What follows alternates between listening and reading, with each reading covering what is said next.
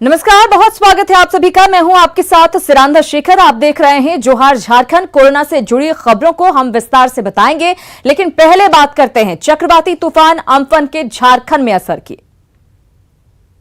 तो चक्रवाती तूफान अम्फन से सावधान रहिए। तेजी से आगे बढ़ रहा है अम्फन। बंगाल और ओडिशा के रास्ते एंट्री ले रहा है झारखंड में। बिहार झारखंड में तबाही मचाने वाला है और झारखंड में इसका असर दिखने भी लगा है। तेज हवा के साथ बारिश का कहर देखने को मिल रहा है और ये तस्वीरें भी आपको दिखा रहे हैं। बारिश होनी शुरू हो गई है। झारखंड में खासतौर से असर देखने को मिलेगा। चक्रवाती तूफान अम्फन का असर कोल्हान में दिखने लगा है। चाईबासा की बात करें तो यहां पर हल्की बारिश बीती रात से ही हो रही है, लेकिन आज सुबह से बारिश की रफ्तार तेज हो गई है और लगातार बारिश जारी है। कहीं तेज ठंडी हवाएं भी चल रही हैं, जिससे तापमान में काफी गिरावट आ गई है। ओडिशा से सटे जिले होने की वजह से कोल्हान में अम्फन का असर होने की चेतावनी जिला प्रशासन की ओर से पहले भी दी गई है। जिले के सभी अधिकारियों के साथ ही स्वास्थ्य विभाग को भी अलर्ट कर दिया गया है। साथ ही लोगों को घरों से बाहर नहीं निकलने की सलाह दी गई है। तो अम्फन का असर झारखंड में दिखना शुरू हो गया। कल रात से ही बारिश हो रही है और आज सुबह से बारिश जो है तेज हो चुकी है। आंधी तूफान की आशंका भी है।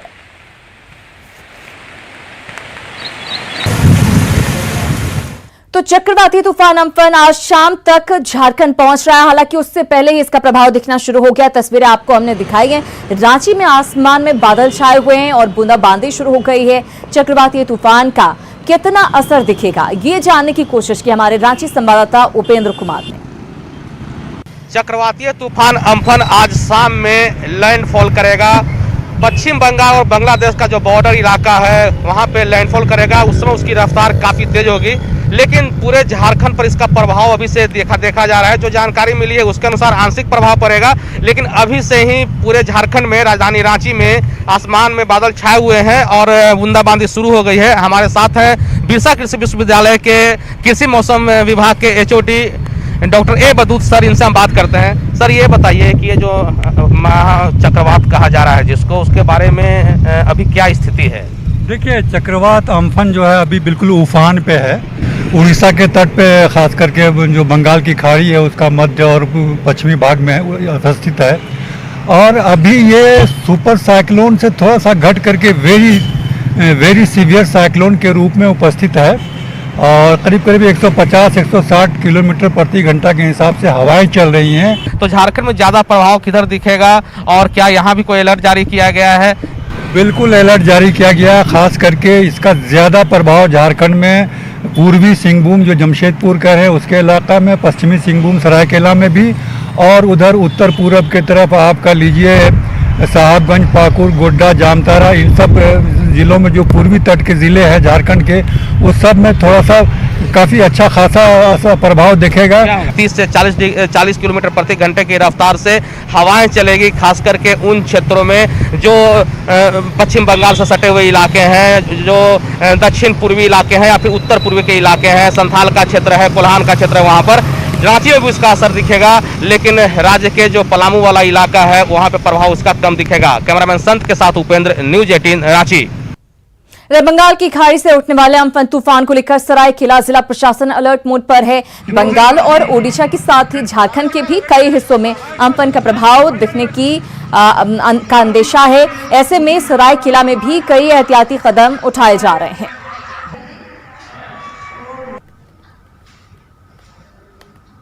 माध्यम से एक अलर्ट दे दिया गया है कि लोगों के बीच इस बात का प्रचार प्रसार कर दें कि ऐसी चक्रवात आने की संभावना है और वो सुरक्षित रहे, सुरक्षा के तरीके अपनाएं। जो लोग कच्चे घरों में या बिना मकान के रहते हैं उनको सुरक्षित आश्रय स्थल की व्यवस्था करने के लिए सभी अधिकारियों को निर्देश दिया गया है।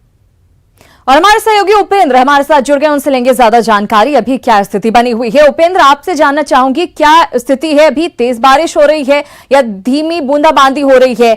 और इसके अलावा जो कहा गया है कि ऐसे लोग खासतौर से जिनके पास छत है वो तो अपने घरों में रह लेंगे, बच सकते हैं अम्फान से, लेकिन जो लोग जिनके पास घर नहीं है या कच्चे घर हैं उनके लिए क्या व्यवस्था प्रशासन की तरफ से की गई है?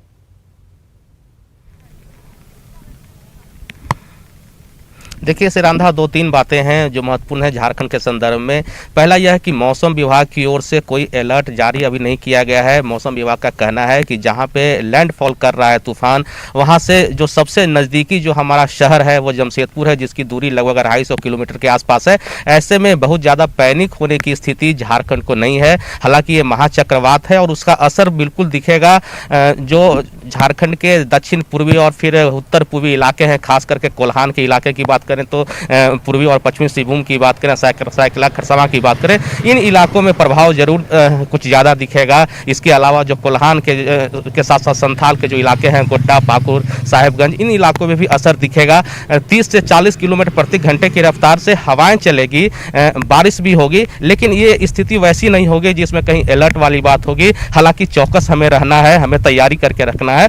इसके साथ साथ जो बाकी क्षेत्र हैं वहां पर भी असर दिखेगा। रांची की बात करें तो रांची में भी अभी आसमान में बादल छाए हुए हैं, लेकिन जो हवा की गति है वह 10 से 12 किलोमीटर प्रति घंटे की रफ्तार से अभी हवाएं चल रही है और बूंदाबांदी हो रही है। सिरांधा, जो जानकारी मिल रही है उसके अनुसार आज शाम में जब लैंडफॉल करेगा दीघा, जो पश्चिम बंगाल का इलाका है वहां के आसपास में, तो उसके बाद उसकी जो गति है वो कुछ कमी आएगी और उसका भी असर दिखेगा। फिलहाल अभी स्थिति यही है कि पूरे रांची में अगर सिर्फ पलामू गढ़वा का इलाका छोड़ दें तो आसमान में बादल छाए हुए हैं, हल्की हवाएं चल रही है और बूंदाबांदी हो रही है। जी बिल्कुल, धन्यवाद उपेंद्र आपका इस तमाम जानकारी के लिए। तो कोई घबराने वाली बात नहीं है, जैसा कि उपेंद्र बता रहे हैं, मौसम विभाग की तरफ से यही कहा गया है कि वैसी स्थिति नहीं है कि अलर्ट जारी किया जाए या फिर बहुत ज्यादा दिक्कत हो, क्योंकि 10 से 20 किलोमीटर प्रति घंटे की रफ्तार से हवा चलेगी और झारखंड में इसका बहुत ज्यादा असर नहीं होगा। उपेंद्र, धन्यवाद एक बार फिर से आपका इस तमाम जानकारी के लिए। बहरहाल अम्फन का असर यह है कि बारिश कल रात से जरूर हो रही है, लेकिन वैसा असर नहीं होगा कि बहुत ज्यादा दिक्कतें झारखंड वासियों को पेश आए। और आइए अब जानते हैं कोरोना पर झारखंड का क्या कुछ अपडेट सामने आ रहा है। हम आपको बता दें कि झारखंड में 248 तक अब कोरोना के केस पहुंच चुके हैं। कल कोरोना के केसेस की बात करें तो 16 नए मरीज झारखंड भर में सामने आए। इनमें से हजारीबाग में 6 मरीज मिले, जबकि कोडरमा से 3 मरीज कोरोना पॉजिटिव पाए गए। कोरोना संक्रमित 20वां जिला अब सरायकेला बन गया है। यहां पर भी कोरोना का मामला सामने आ गया। कोरोना मुक्त सिमडेगा अब जिला था जिसमें एक पॉजिटिव केस सामने आया है। रांची के हिंदपीढ़ी से एक और पॉजिटिव केस सामने आया है।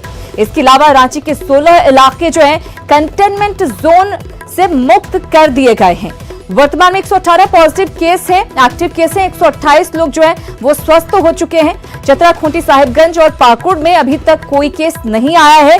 कोरोना यहां पर नहीं पहुंच सका। शर्तों और बढ़े कर के साथ शराब की दुकानें भी खुल गई हैं और झारखंड में कोरोना का जाल बढ़ता हुआ दिख रहा है। जिस तरह से मामले सामने आ रहे हैं वो हम आपको बता रहे हैं। अब तक झारखंड में कोरोना के 248 केस मिले।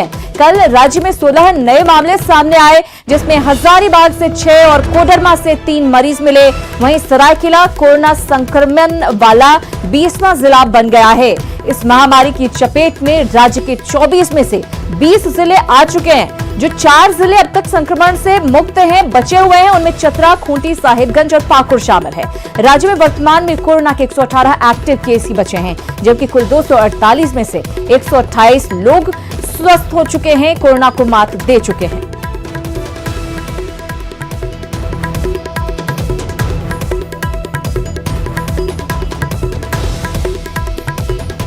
सरकार के निर्देश पर लॉकडाउन में ढील मिलते ही राज्य में शराब की दुकानें खुल गई हैं। शराब की दुकानों पर लोग पहुंच रहे हैं और शराब की खरीदारी भी कर रहे हैं। शराब की दुकानों पर सोशल डिस्टेंसिंग का पालन हो, इसके लिए खास इंतजाम किए गए हैं और लोग काफी एहतियात बरतते हुए भी नजर आ रहे हैं। जहां तक बात कीमत की है तो कीमत बढ़ने का असर लोगों पर नहीं दिख रहा है।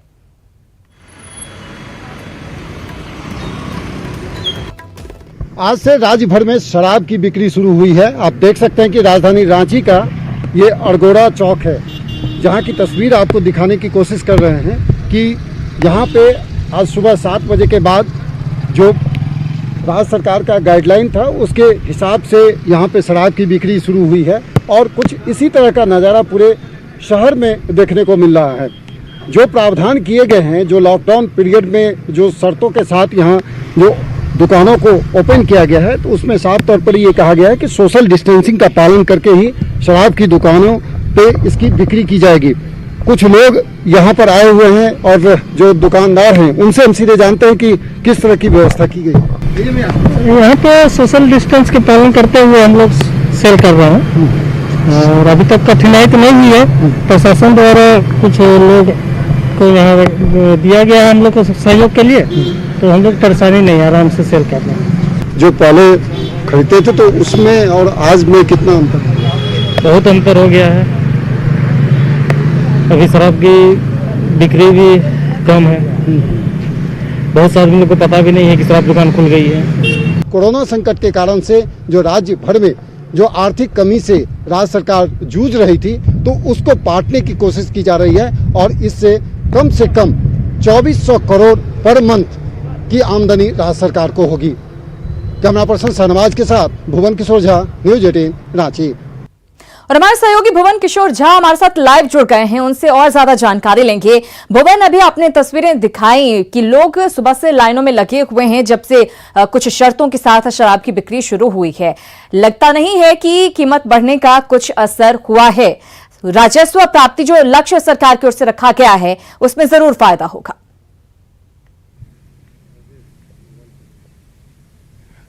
बिल्कुल सिरांदा, जिस तरह से आज सुबह से शराब की दुकानें खुली हैं और उसके बाद यहाँ पे लोग आने शुरू हो गए हैं, लोगों ने जमकर खरीदारी भी की है। हालांकि अभी थोड़ी सी बूंदाबूंदी हो रही है और उसके कारण से मौसम जो मिजाज इसका गड़बड़ाया है, तो उसके कारण से लोग घर से नहीं निकल पा रहे हैं। लेकिन जो सुबह का जो वक्त था, उस समय में सुबह 7 बजे के बाद जैसे ही शराब की दुकानें खुली, तो उसके बाद लोग जम करके यहाँ पर खरीदारी भी किए हैं। रही बात राजस्व की, तो सरकार को भारी भरकम राजस्व इसके माध्यम से मिलेगा और यही सोच के साथ इस व्यवस्था को लागू की गई है, क्योंकि कोरोना के कारण से जो पिछले 2 महीने से जो शराब की दुकानें बंद थी और उसके कारण से राजस्व की प्राप्ति सरकार को नहीं हो पा रही थी, तो इसको ध्यान में रखते हुए लगातार सरकार इस पर मंथन करके इस चीज को निर्णय लिया और अंत में कल करीब 25% जो वैट जो है उसकी दरों में वृद्धि की गई है। यानी कि कॉमर्शियल टैक्सेस जो लगाए गए हैं दुकानों पे और जो शराब बिक्री पे, उसमें 75% अब वैट जो है झारखंड में लागू हो गए। तो इस तरह से आप देखेंगी कि जो पिछले साल जो राजस्व की जो प्राप्ति जो फरवरी महीने तक जो वित्तीय वर्ष थे, उसमें जो 1600 करोड़ राजस्व सरकार को मिले थे, अभी की स्थिति में 75% जैसे ही वैट बढ़ी है, क्योंकि पिछले साल 50% वैट थे, तो इसमें अंदाजा लगाया जा सकता है जो कितनी राशि सरकार को मिलेगी। हालांकि दुकानदार कितने खुश नजर आ रहे हैं, क्योंकि काफी दिनों से उनकी दुकान बंद थी। अब जब एक बार फिर से शराब की बिक्री शुरू हुई है तो जाहिर है राहत की सांस ली होगी उन्होंने। बिल्कुल, जो दुकानदार हैं या जो लोग ग्राहक हैं, जो किसी न किसी कारण से यहाँ पे नहीं पहुँच पा रहे थे और दुकानें बंद थी, तो वो दुकान जो है सो अब खुल चुके हैं और दुकानदार भी काफ़ी खुश हैं, क्योंकि जो उनका बिजनेस था वो ठप हो चुका था और लगातार सरकार पर ये जो एसोसिएशन है उसके माध्यम से ये कही जा रही थी कि आप शराब की दुकानों को खोलें। और इसी को लेकर के हम कुछ लोगों से बात करने की कोशिश करते हैं। आप कितने खुश हैं आज से दुकान खुली है? दुकान खुला है, खुश है हम लोग का, फिर भी व्यापार नहीं हो रहा है। खुशी तो हम लोग का बहुत है, व्यापार बहुत दिन से बंद था हम लोग का।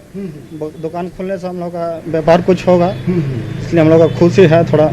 बिल्कुल, व्यापार ठप था, अब व्यापार हो सकेगा, कमाई हो सकेगी। भुवन, बहुत धन्यवाद आपका इस तमाम जानकारी के लिए। तो शराब की बिक्री हो रही है और इसके साथ साथ सरकार की तरफ से यह भी कहा गया है कि 3 लीटर तक अगर किसी को शराब चाहिए तो होम डिलीवरी भी की जाएगी।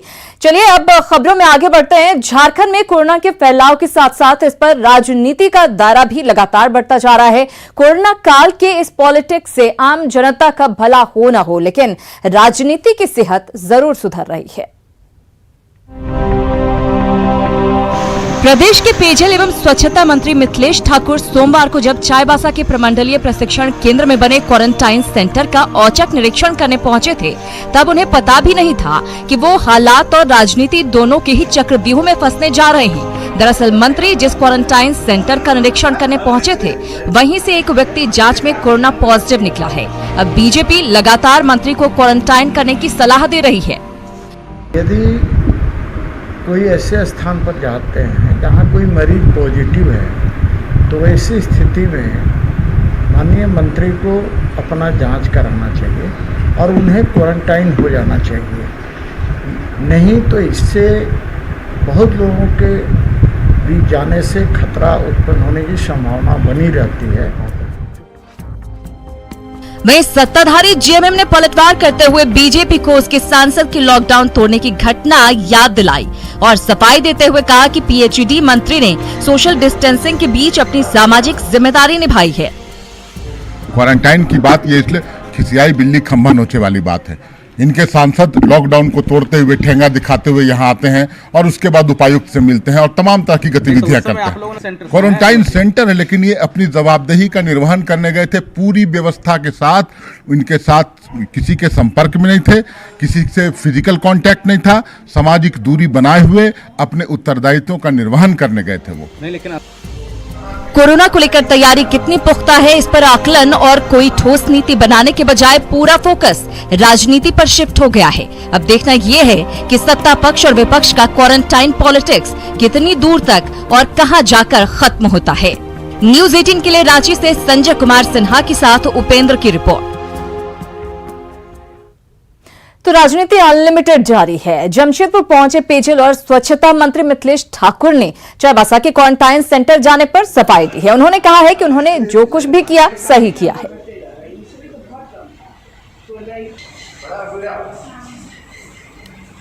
हमें पहले ही बता दिया गया था कि उस एरिया में नहीं जाना। मैंने वैसे लोगों से बात की, वैसे लोगों को, वैसे स्थानों का निरीक्षण किया जहां किसी तरह का कोई ऐसा खतरा नहीं था।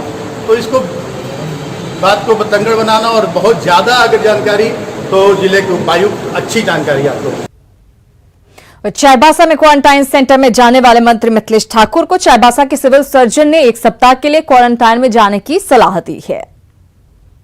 विजिट करने के बाद जो संजोग की बात थी, जहाँ तक हमको जानकारी मिली है कि जहाँ पे उस विंग में नहीं, नीचे वाले फ्लोर में पेशेंट था। ये कहते ना कि नहीं हुए होंगे, ये तब तक नहीं कहा जा सकता जब तक उनका हम स्वाब लें और उसको एक्सक्लूड करें। एक सलाह दे दिए सेल्फ क्वारंटाइन करने के लिए कि आप कम से कम 1 सप्ताह के लिए सेल्फ क्वारंटाइन हो जाइए।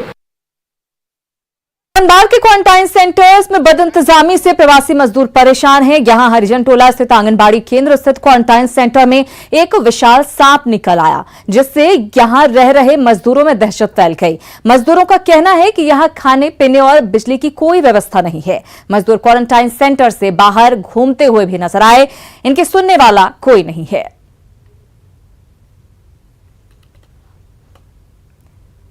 लेकिन ऐसे सब हम लोग पूरा परेशान है, ना खाना मिल रहा है और ना कोई चीज का बिजली पानी का सब जो है सुविधा मिल पा रहा है। दूसरी बात इलाज जो है हम लोग को जल्द से जल्द। सर मुखिया को हम लोग को बताए थे और मुखिया ने हम लोग को बोला कि वहाँ पर कहीं से हम लोग को तो आप लोग को सुविधा के लिए नहीं बोला गया है, सिर्फ क्वारंटीन में रहो। और हम लोग जांच के लिए भी बोले थे कि हम लोग को टेस्टिंग करा दो, क्योंकि तुम लोग 14 दिन होगा, कोई बीमार पड़ेगा तब जाकर टेस्टिंग करवाएंगे हम। उधर पलामू में दूसरे प्रदेशों से लगातार आ रहे प्रवासी मजदूरों को क्वारंटाइन सेंटर में रखा जा रहा है, लेकिन क्वारंटाइन सेंटर की लचर व्यवस्था से नाराज कई प्रवासी मजदूर अपने घर चले गए। घर जाने वालों में रेड जोन से पलामू पहुंचे कामगार भी शामिल हैं। जिले के पाटन प्रखंड के सिरमा पंचायत भवन को भी क्वारंटाइन सेंटर बनाया गया है। इसका जायजा लिया पलामू संवाददाता नील कमल ने। इस पंचायत भवन को भी क्वारंटाइन सेंटर बनाया गया है। हम जानने की कोशिश करते हैं कि यहाँ जो भी प्रवासी मजदूर यहाँ शिफ्ट किए जाएंगे 14 दिनों के क्वारंटाइन में, उनको क्या फैसिलिटी यहाँ पे मिला है, क्या व्यवस्था मिला है यहाँ पे। आज तो एक ही आए हैं, इससे पहले 8 को रखा गया था। 8 रखा गया, हाँ अभी तो फिलहाल एक ही है। कहाँ से आप आए हैं? हरियाणा से। यहाँ क्या क्या व्यवस्था मिला अभी तक? अभी तक तो सर अभी कोई भी व्यवस्था नहीं है, व्यवस्था होने के लिए बोले अभी तक कुछ नहीं। खाना वाना कहाँ से मिला? घर से आ रहे, कुछ व्यवस्था कोई। मेरा भी लड़का है सर, श्याम नबी है, आया है पंजाब से लुधियाना से, कोई बेचता नहीं है सर। खतरा तो बहुत होगा सर, हमको का सबको खतरा, पहले तो उसी घर खतरा होगा सर। पाटन प्रखंड के सभी पंचायत का एक ही हाल है। सभी पंचायत में व्यवस्था के अभाव में जो क्वारंटाइन किए गए प्रवासी मजदूर हैं, या तो वो घर चले जा रहे हैं या फिर अपने व्यवस्था से इस क्वारंटाइन सेंटर में रहने को मजबूर हैं। नीलकमल, न्यूज़ 18 पलामू। और पाकुड़ में दिल दहला देने वाली घटना सामने आई है। यहां एक तलाकशुदा महिला को युवक ने पहले प्रेम के जाल में फंसाया, फिर शादी का झांसा देकर 4 साल तक उसके साथ यौन शोषण किया और उससे रुपए भी ऐंठे। जब महिला ने शादी के लिए दबाव बनाना शुरू किया तो उसने अपनी प्रेमिका का कत्ल कर दिया। पुलिस ने आरोपी मोतराम मरांडी को गिरफ्तार कर लिया है, जिसने अपना जुल्म भी कबूल कर लिया है। जिसका हत्या किया था वह डबिया भी हम लोग एक तालाब से बरामद की, जो कि कादों में छिपा के रखा था। उसको कोड़ के हमारी टीम ने निकाला। इस तरह से इस कांड का पूर्णतः उद्भेदन हो गया है। सभी अभियुक्त पकड़ा गए हैं। और अब बात पलामू के ऐसे ग्राम पंचायत की जहां के लोगों ने ऊर्जा संरक्षण को लेकर मुहिम छेड़ रखी है।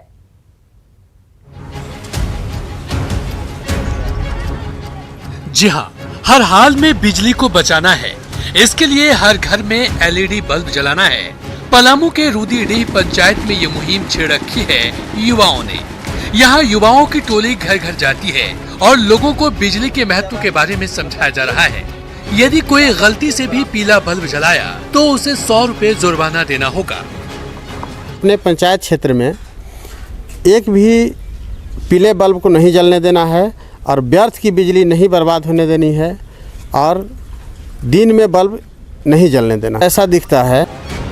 वहीं बिजली बचाने को लेकर युवाओं ने एक नारा भी लिख रखा है, बिजली बचाओ देश बचाओ। इसी उद्देश्य के साथ लोगों को जागरूक भी कर रहे हैं।